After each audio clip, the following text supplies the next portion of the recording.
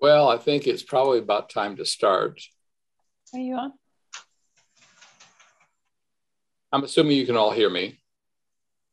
Yep. Yes. What do you think we're talking about today? It's a trick question. Cheese. Meat, wine, and Sabbath. Sounds like a good guess.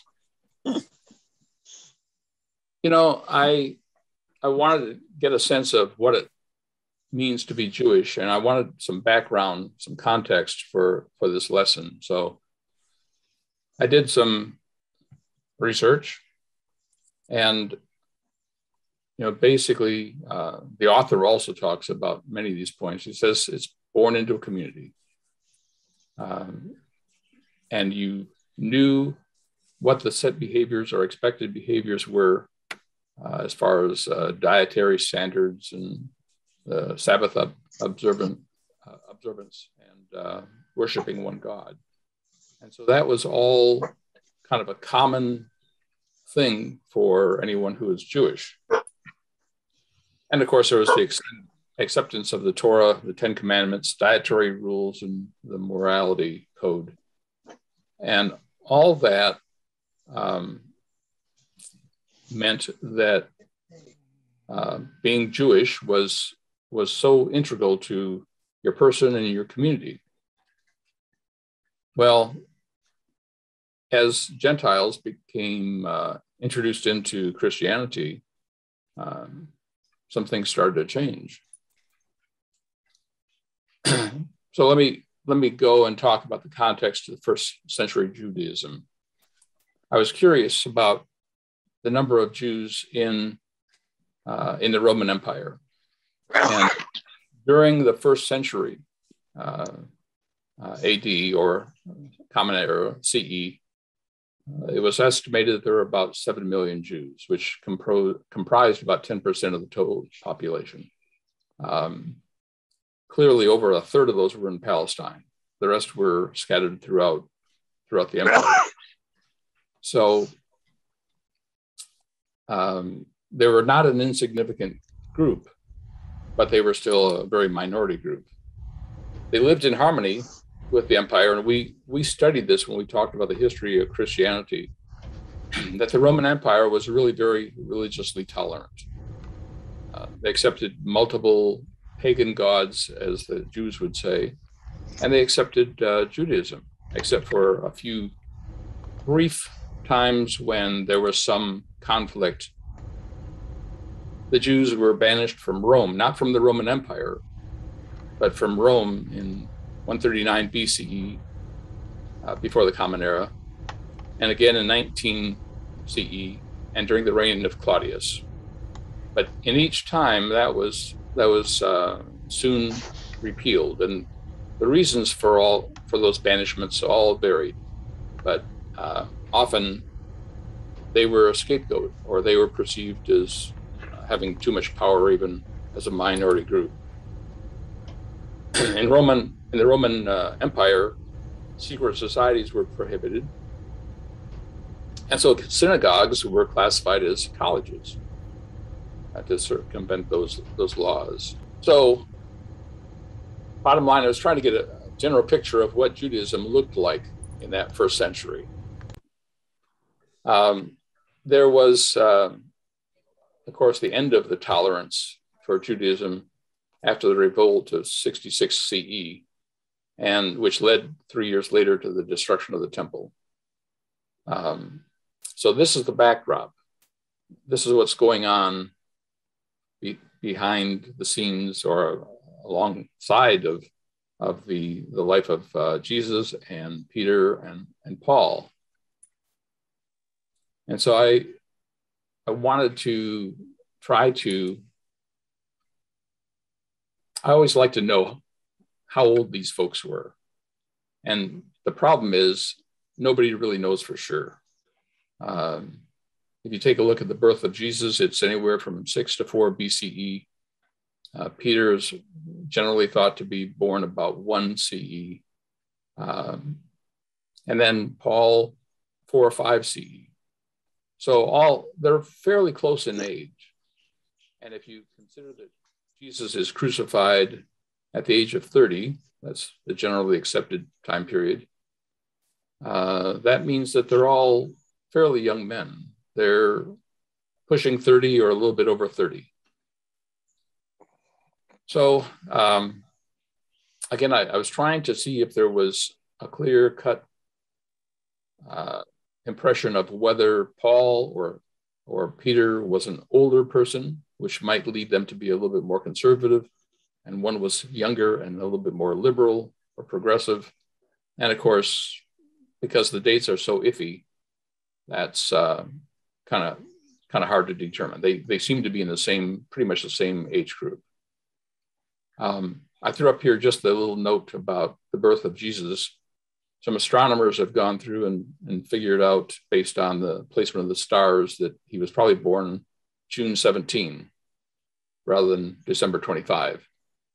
But that's really neither here nor there. The fact is, he was born, he lived, and he was crucified.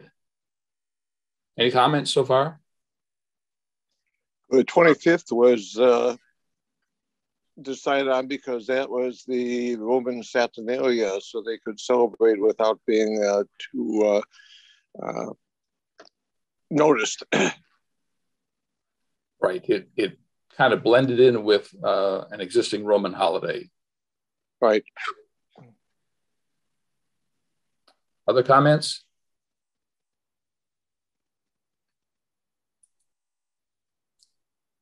Okay, so what were the issues that the early Jewish Christians faced? And I probably should have said Jewish versus Gentile Christians.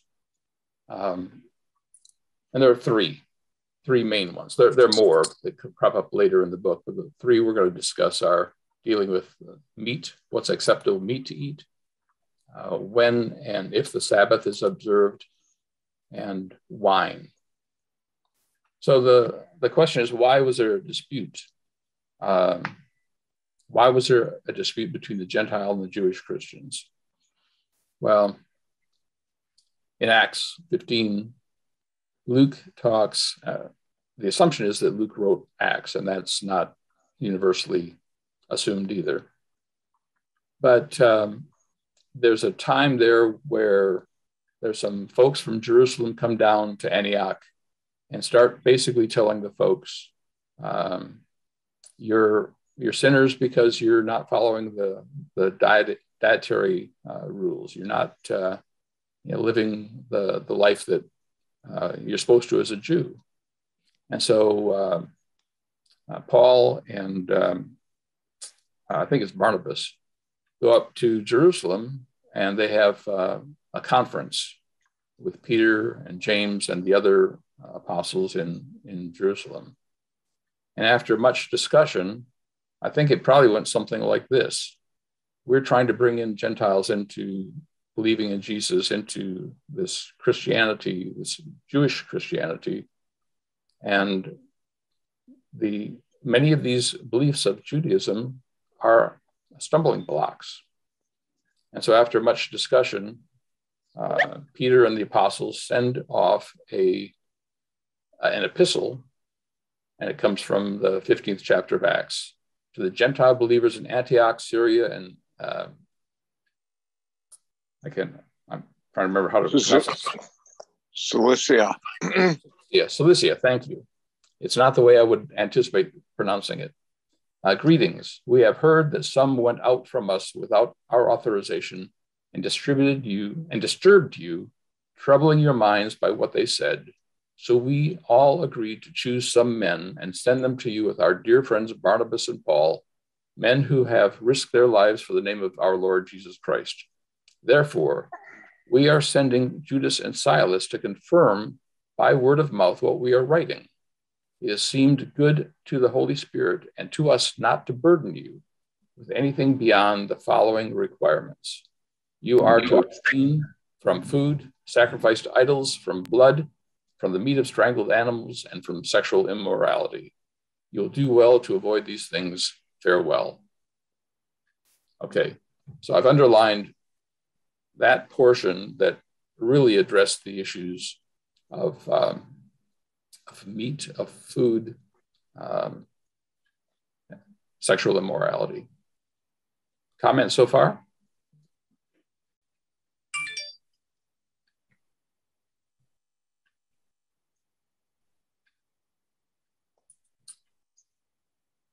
Well, you would think that that would make everything a-okay, that there would be peace between the Gentile Christians and the Jewish Christians.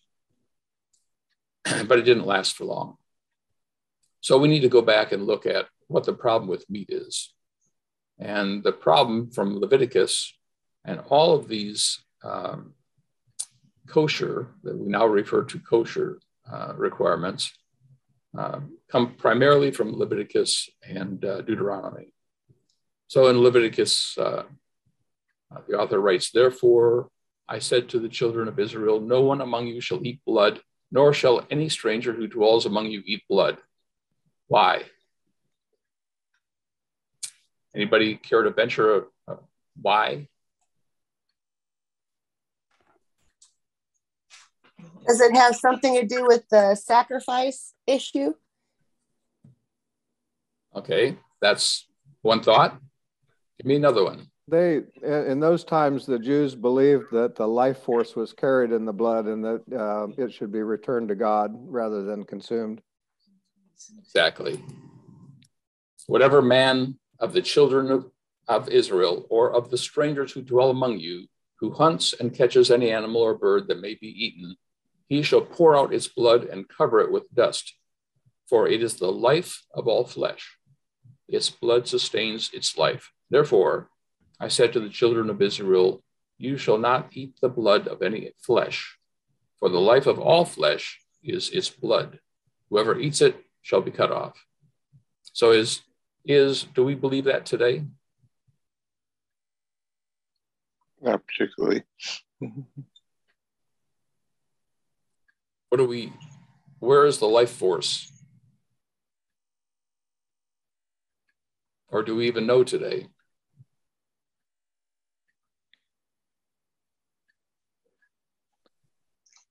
Well, I think physiologically speaking, we'd have to say it's probably the nervous system, because that's the means by which we have awareness of all of our surroundings and can do everything that we do.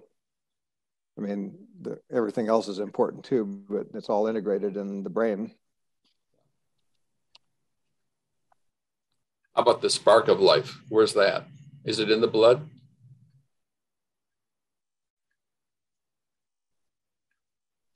In the soul. Okay. As spiritual or religious types, we'd say it's in the soul. Scientifically, I'm not ever sure anybody has proven there's a soul, although there have been some experiments that have supposedly weighed the body immediately before and after death. I'm not quite sure how they managed to do that. But technically, I don't know that we can identify the soul, but we certainly, as religious folks, believe that that's the essence of life. There is actually one paper that was written and is available in the medical databases on the concept of soul and kind of the history of mankind's belief about the soul. It's very interesting. It's written from the medical perspective, obviously, but if anybody's interested in seeing that, I'd be happy to share it with you. I'd be interested. Okay. Yeah, I would too. In fact, I think you ought to cover it in one of the future classes. Okay, we can do that. We need a book report. All right. I'd like to see it too. I'll post it on the Facebook page. I'm sorry, Jonathan. Oh, that's great. That'd be good. That's a good idea. So well, then we Facebook. Pardon?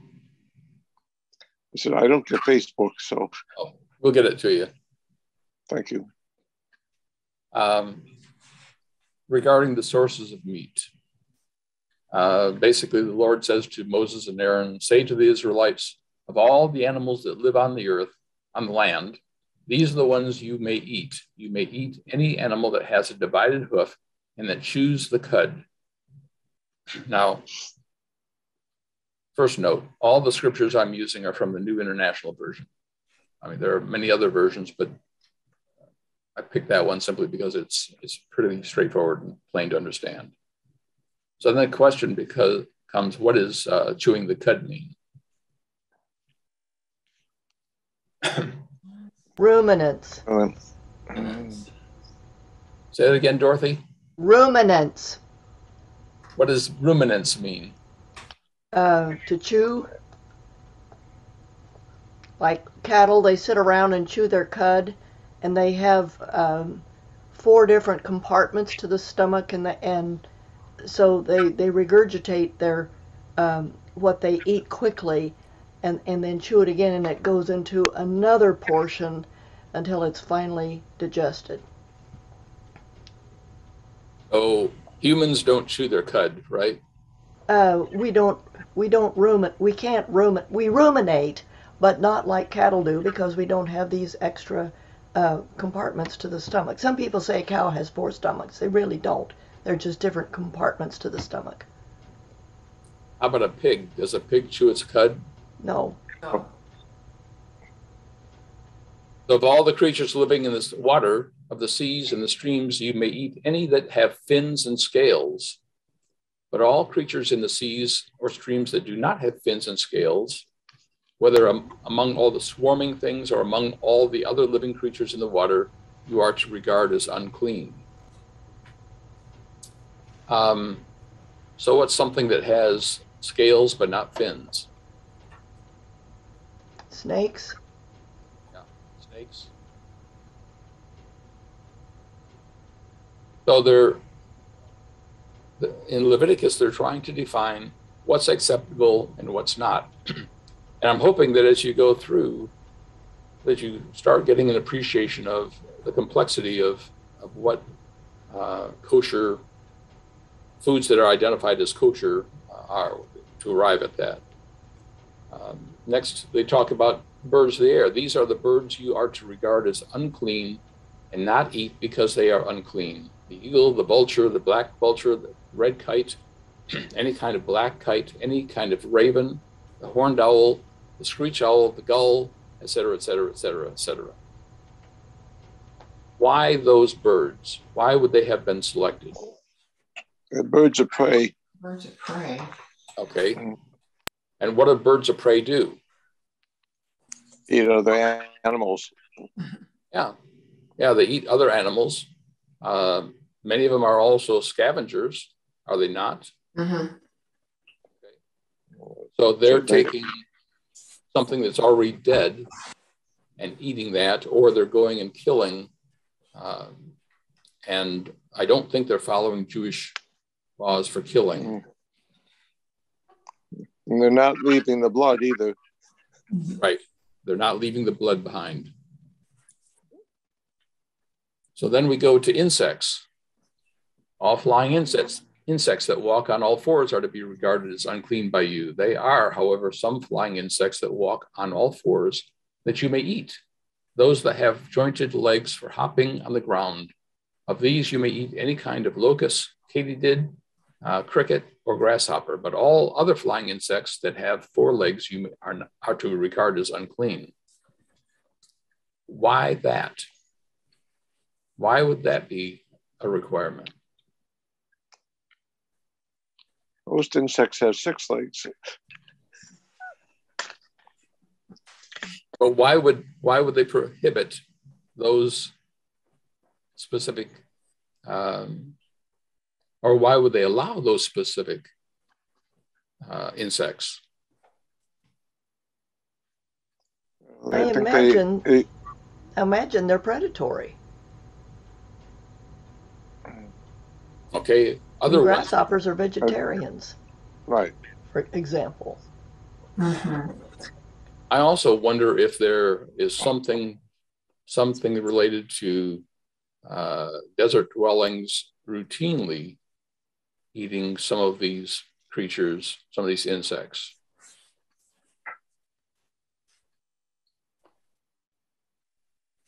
You will make yourself unclean by these. Whoever touches their carcasses will be unclean till evening. Whoever picks up one of their carcasses must wash their clothes, and they will be unclean.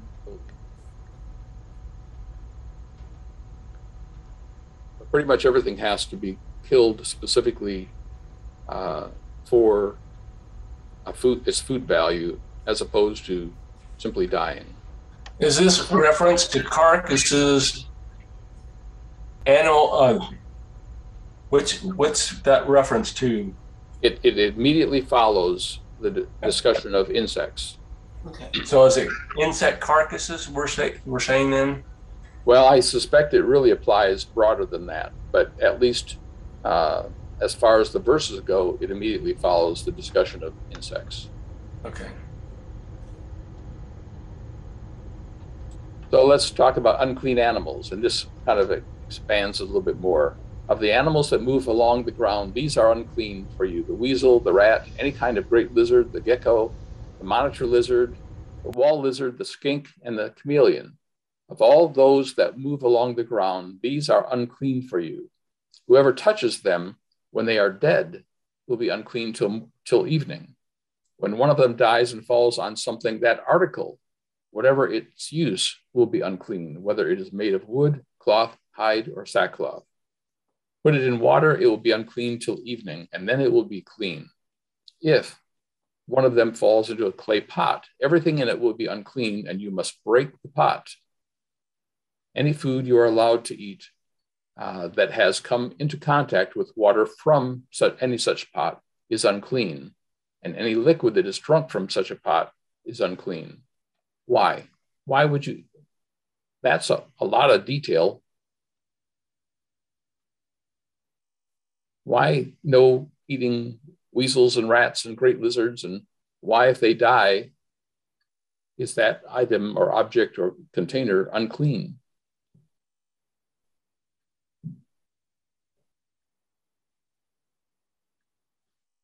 Okay, now speak. Well, they didn't have Lysol, so they couldn't get it clean. Probably a good reason. Some of these are also scavengers. I mean, maybe some places they eat rats, but I'm not sure that's something that sounds very appetizing. They do that in South America. Well, I'm glad I live in North America. Why would clothing and containers be unclean if any of these animals drop dead and touch that container?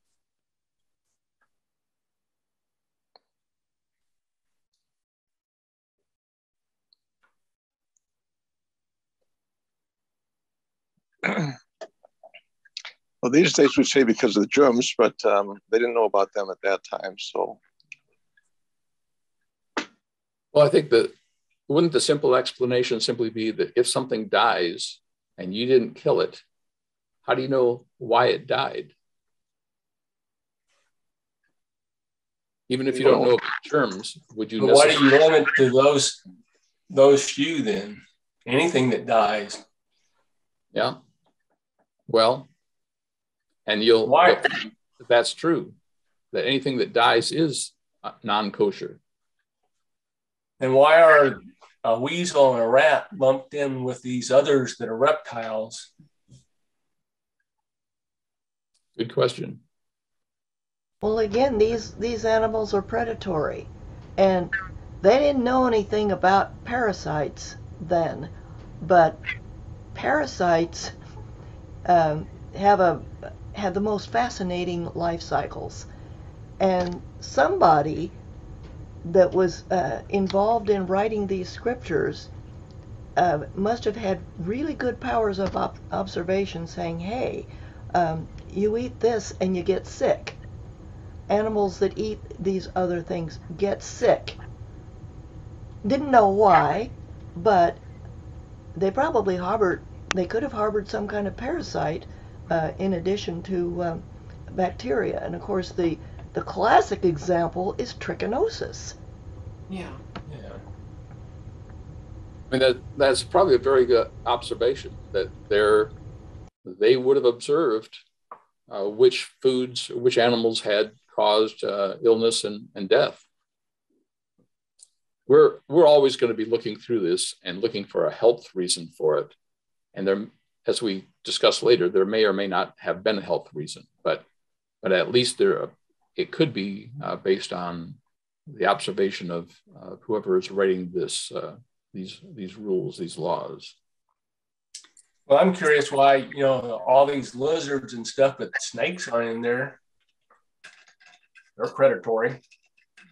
Well, of course, remember it says animals with scales and no fins, and that would qualify for a snake.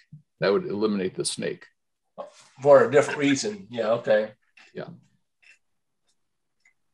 Okay, so now in Deuteronomy, says, do not eat any detestable thing. These are the animals you may eat: the ox, the sheep, the goat, the deer, the gazelle, the roe deer, the wild goat, the ibex, and the antelope and the mountain sheep. You may eat any animal that has a divided hoof and that chews the cud. And again, there's a repeat of that clarification. However, of those that chew the cud or that have a divided hoof, you may not eat the camel, the rabbit, or the hyrax. Hyrax, is that it?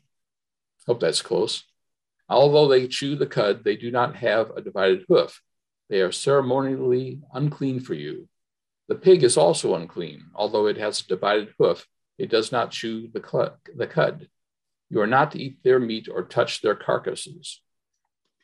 So there's your reference to carcass, coming across dead animals. But it's interesting that the pig is specifically signaled or singled out, and it is a good list of animals that are acceptable to eat. Comments so far? So what was the evolution from don't eat anything with blood to don't eat specific animals? I'm not sure well, first of all, I think that a lot of the negative attitude towards blood is based on two things. One is sacrificial pagan sacrifices where the blood was poured out on the altar. And number two, what we talked about earlier, is the fact that they believe the life force was in the blood. All these are pretty much concurrent as far as the Torah goes. In other words, the prohibition on not eating the blood and identifying those animals that are acceptable. Jonathan? Yes. I was just doing a little research here about when there was evidence for the first actual observance of kosher laws. And although, these are the laws that are supposed to be hark back to Moses, the first evidence is actually the 2nd century BC. And I was thinking about what Dorothy said about just making observations. Well, Hippocrates was born in 460 BC, so there was some rudimentary medicine at that time, and there would have been people who were trained in observing how diseases progressed and would have some understanding that, if you touched a dead animal or ate meat that was old and hadn't been properly prepared, you could get sick. So all of that kind of comes together if that really is true, that the kosher laws actually began to be practiced about 200 BC or so. I remember this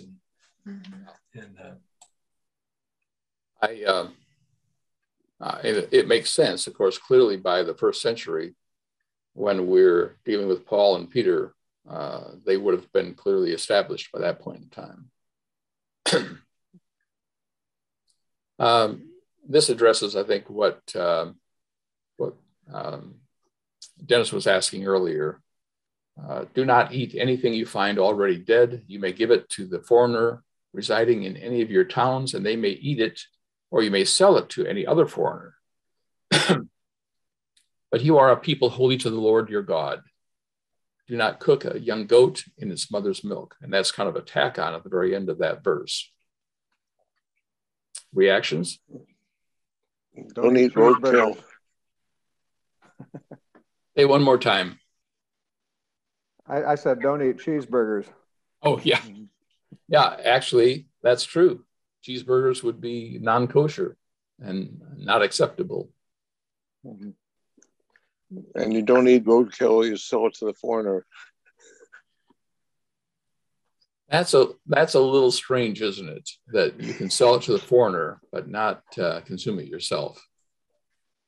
Yeah, I thought that the Judaism had some hospitality instructions also, you know, of how to treat the stranger and so forth. But here it seems like you can sell bad meat to anybody who wants it. Yeah. Well, you know, we today talk about roadkill, and most of us would not eat roadkill, and yet I know of some folks who have seen a deer that's freshly hit, throw it on their car and take it home and cut it up and freeze it.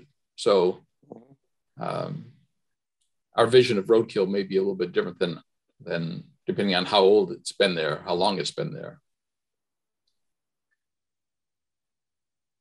Any other comments? Does the 5-second rule apply there, is what you're saying?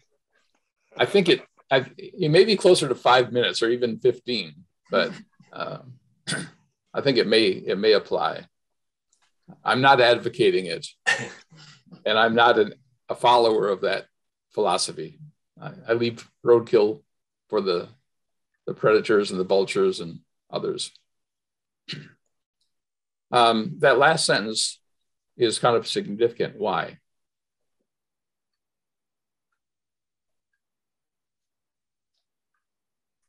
I've given you a hint on the title of the slide.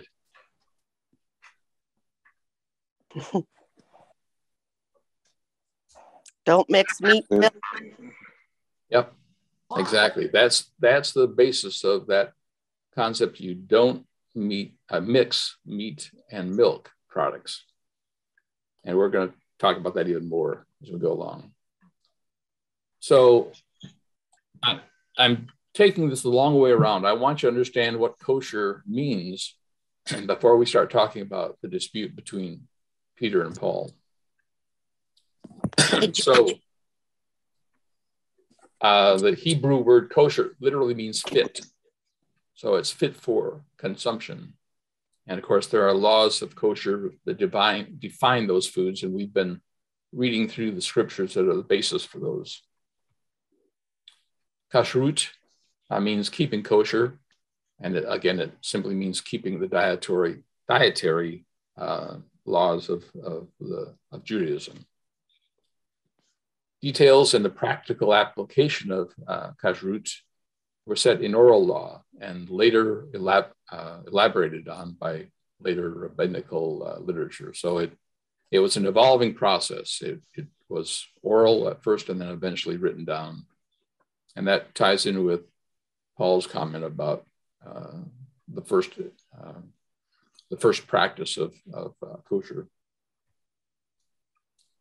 Most basic laws of kashrut derived from the Torah's books of Leviticus and Deuteronomy.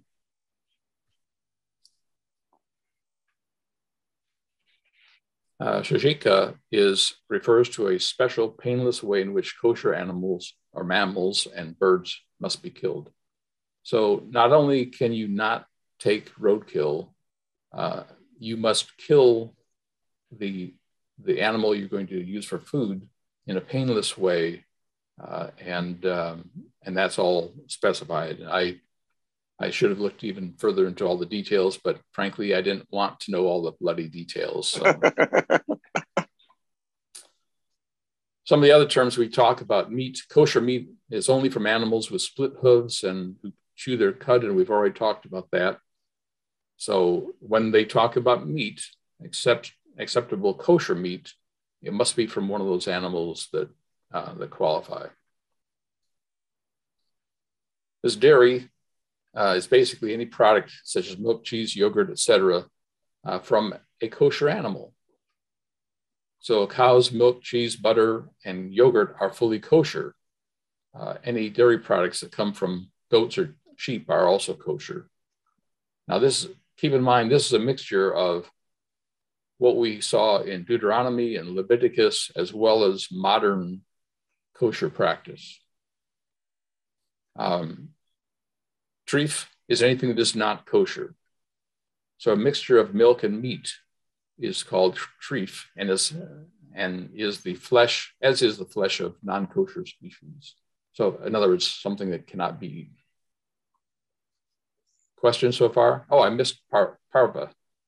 That's a category that basically is not meat or dairy, such as eggs, fish, fruit, etc. That can be eaten with either meat or dairy. Comments or questions? I guess I wonder why they call fish not meat. So you can eat it with dairy, but you couldn't have goat or sheep or lamb or cattle with milk or dairy. Interesting. Well, again, it's based on the scriptures, and not everything in the scriptures is explainable. Right. If you go to the grocery store, you'll see a whole bunch of symbols, and these are just a small scattering of maybe about 20 to 30 different symbols that indicate something is kosher. By the way, the U in the circle with the D means it's kosher dairy. The U in the circle with the parva means it's neither meat nor dairy.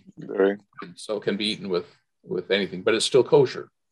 So again, these are just, I wanted to show you just a few of the many, many symbols that are used to identify kosher.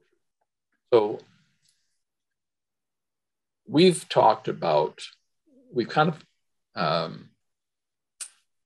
of talked through the concept of why some of these might happen. And we keep saying it's for health reasons, and that may be, but not really.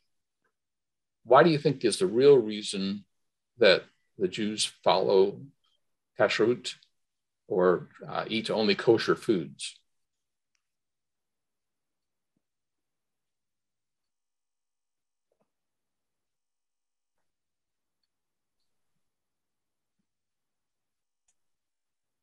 If it's not really for health reasons, why else? Well, it's possible it would distinguish them from surrounding groups of people. That's true. That would apply. Anything else? Gives money to your kosher grocers. Money for the kosher. Okay. Well, anything else?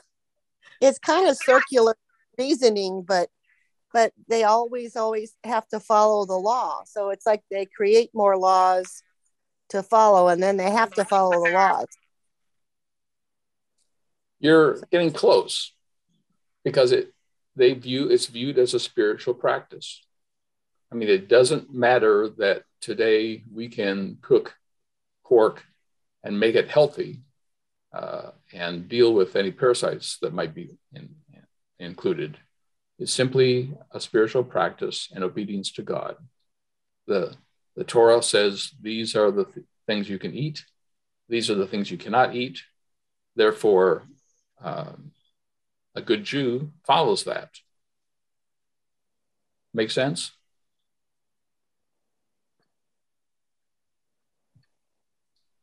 Well, it seems to me like they got real bureaucratic, kind of like our administrative rules that we've got in our world now. We've got laws, and then we've got administrative agencies that all have their own procedures. So I think the Jewish community, I think that's why Paul was so frustrated, is the Jewish community couldn't just follow the laws in the Bible. They had to create more rules to explain the laws in the Bible.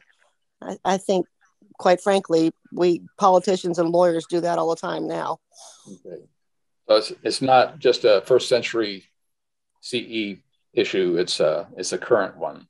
Yeah. Okay. Well, as a review of kashrut, which basically means fit, some animals you cannot eat.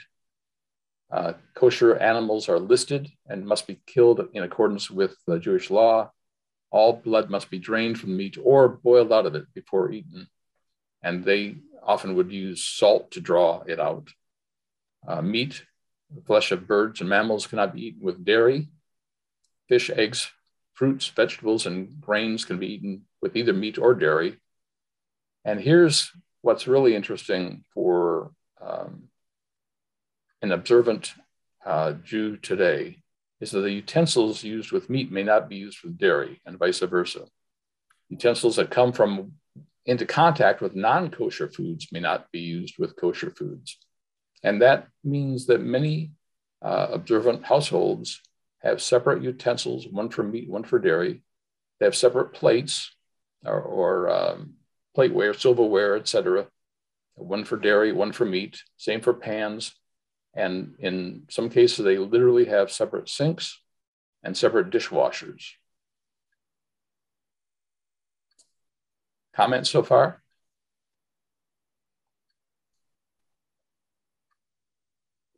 Hey, Jonathan, is that the Orthodox Jew nowadays that practices like this? Yes. Yes. Yes, and I'm going to show you a survey. It's a little old, but it gives you a sense of what percentage of Jews follow these rules. But I'll get to that in just a minute. A comment about that. We had several, there were quite a few Jewish kids at Blender School, but in our Girl Scout troop, one of the girls was Jewish, and her mother was wonderful. She was really involved in the school and all this stuff, and the Girl Scout troop was invited over to their home on several occasions, and one time the mom showed us her kitchen. Now, they were Reformed Jews, quite liberal, but she said, and this is my section. She had a special cabinet. This is for when the company comes. And they had probably aunts and uncles, grandparents, whatever, that might have been conservative, very conservative or Orthodox. And then she would get out those utensils and prepare a meal for them with all her kosher stuff. And I thought, well, okay, go girl. We're going to come back to conservative versus Orthodox, etc. in a minute here. But another part of kashrut is that grape products may be made by non-Jews may not be eaten. So what's the problem with grape products? Well, they're restricted because they are products used in idolatry, in worship of pagan gods, etc. Wine commonly used in those rituals was sanctified for pagan purposes, and so the Jews chose not to use those wines or to partake of them at all. Use of wines and other grape products made by non-Jews was literally prohibited. And if you look at wine today, bottles of wine today, you'll see one of those kosher symbols, if in fact it's kosher. Whole grapes are not a problem, nor are whole grapes in modern day fruit cocktail. I don't think they had cans of fruit cocktail back then, but at least today it's not a problem. And it may be a concern with some fruit drinks because often there are grape juice used in those to sweeten it. And so some fruit drinks are literally kosher and some are not.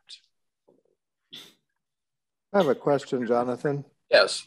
In your reading, did you come across anything? When did the early church start adding the symbolism of the wine in the Eucharist and the communion as the blood of Jesus? Because that seems like that would be very counter to the Jewish beliefs about blood.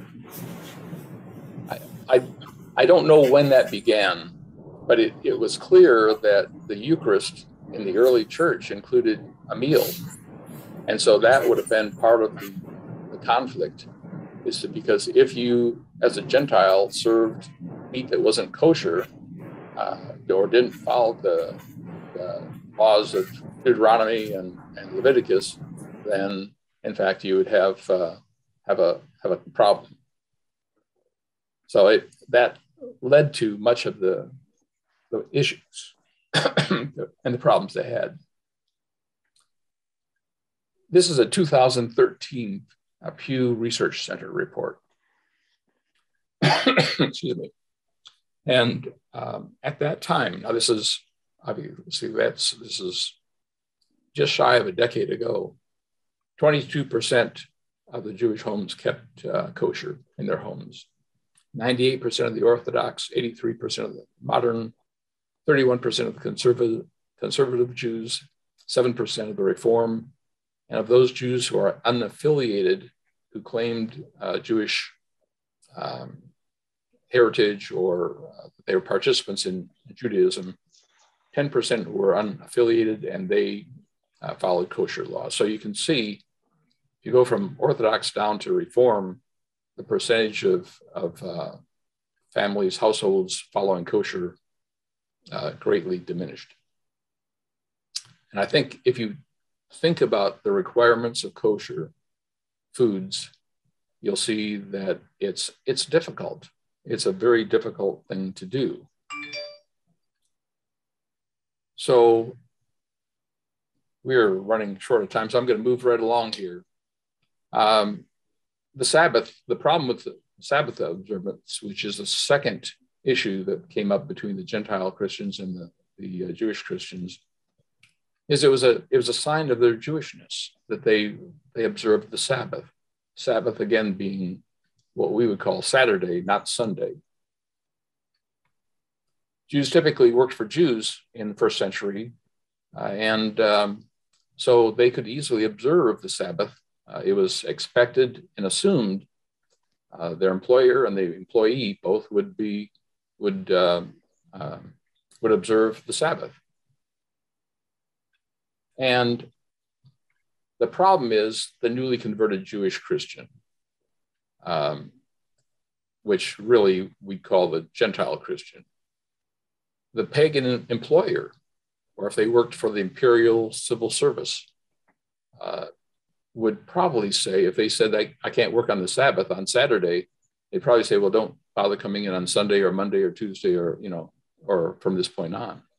So it literally threatened their livelihood for those who were employed by other Gentiles in the empire.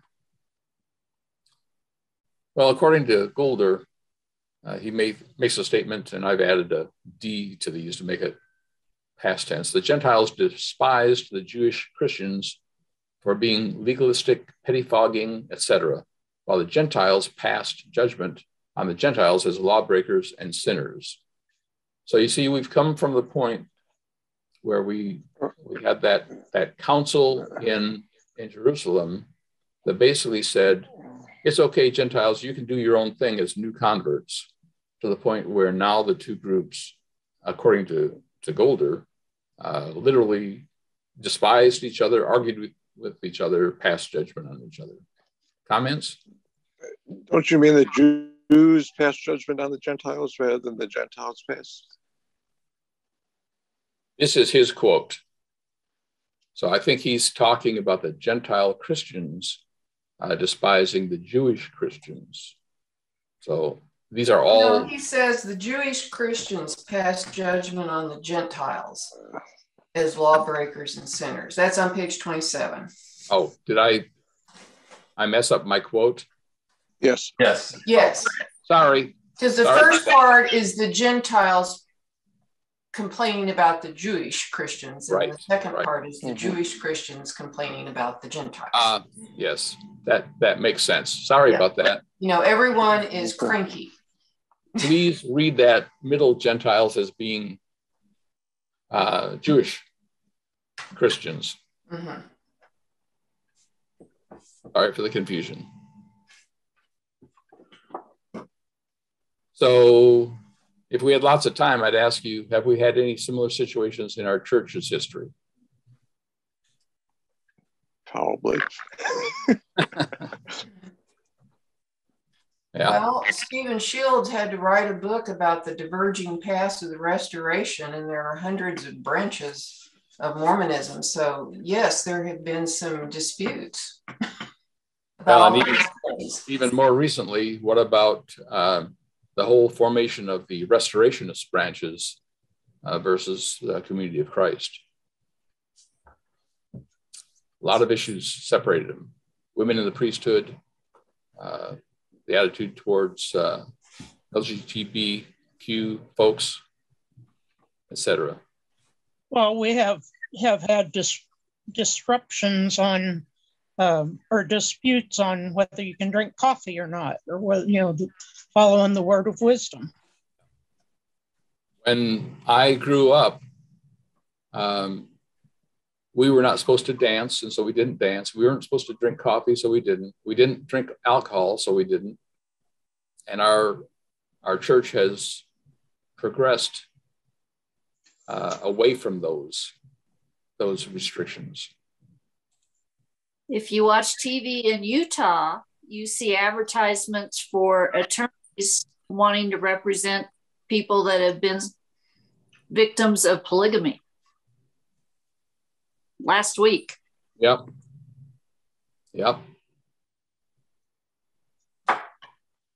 So I think it's not a new development. Okay.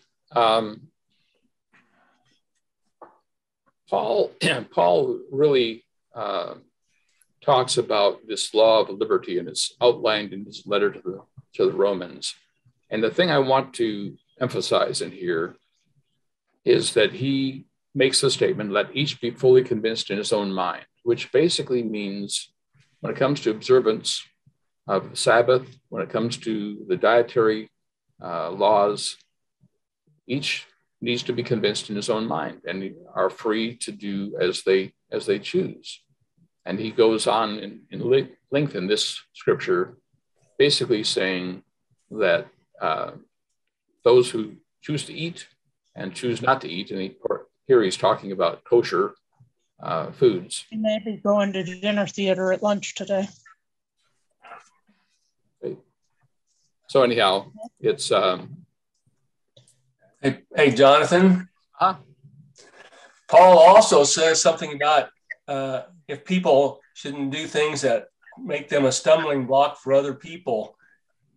Of course, he calls those weak in the faith. But so if you do certain things that you think are okay, but they will cause somebody else to have doubts, he cautions you not to do that. So that kind of is a caveat to that scripture there. Yeah, I think he's also saying that, aiming it at the Jewish Christians on behalf of the Gentile Christians, but it also can work the other way. So he's straddling both sides of the fence. I'm going to have to skip through some of this because we're running out of time. But basically, there are scriptures listed in the textbook talking about Mark and his comment that the Sabbath was made for man, not man for the Sabbath. And if you take a look at Matthew and Luke's response, that line is specifically eliminated. And in fact, there's for the Son of Man is Lord of the Sabbath, which gives the impression that the Son of Man can do as he pleases on the Sabbath. And this is in response to the disciples on a Sabbath walking through the fields, being hungry, and basically harvesting some grain to eat to meet their hunger. And Goulder uses that as an example of how Mark is more pro-Peter and Matthew is more pro, I said that wrong. Mark is more pro-Paul, yes, and Matthew is more pro-Peter, and Luke tends to kind of blend the two and try to be the peacemaker between the two camps. So Jesus also makes the comment, what makes a person, what defiles a person? And Matthew makes it clear that eating with unwashed hands, versus Mark, who basically says that in saying this, Jesus declared all foods are clean.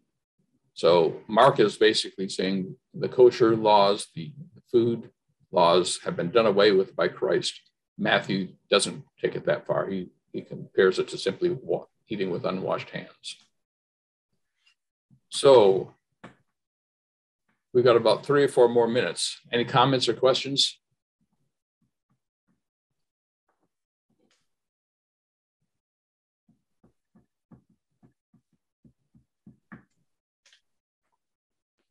I just want to thank you for all the research. That really made the chapter make more sense. No problem.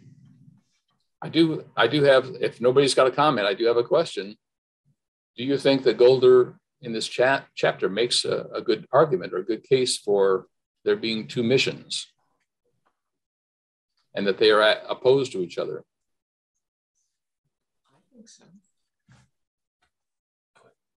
I think so. I mean, there was a big cultural divide between the Jewish traditions and then the Gentiles, and people had a hard time blending them.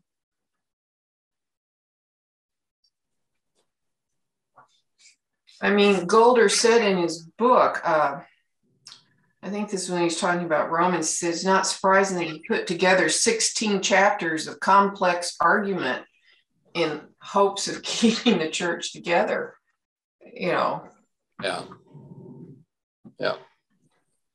Well, and it's interesting. I had never before recognized the difference between Matthew and Mark, knowing that at least most biblical scholars believe that Matthew drew from Mark's writing, at least in part. And yet Mark ends up being very much pro Paul and Matthew very much pro Peter. If you read the comparison, if you compare the 2 gospels and the stories told. And I also find it interesting, again, that Luke in the book of Acts seems to be the peacemaker, trying to create a narrative, a history that combines both without offending either. And that may or may not be 100% accurate, but I think Goulder at least gets us thinking and comparing the Gospels as we read through and thinking about those kinds of issues. Any closing comments? Yes, go ahead. Well, it's hard to reconcile some of the viewpoints presented if they're all totally harmonious. I'm thinking of Peter's vision of the sheep being dropped down. How do you reconcile that with him later eating with, and Paul gets after him for that. But, you know, if he'd had this vision, why would he had an issue there? And I think the Jewish would have had that resolved. So somehow I had, you know, 2 missions seems to resolve at least how these different viewpoints don't have to be reconciled. They're in opposition. Yeah. Yeah.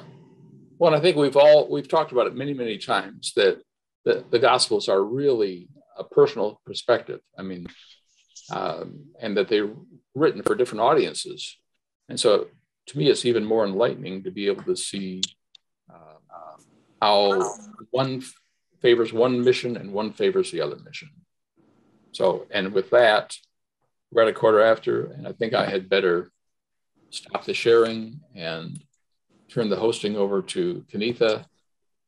Thank you, folks, for showing up and bearing through all of this kosher business today.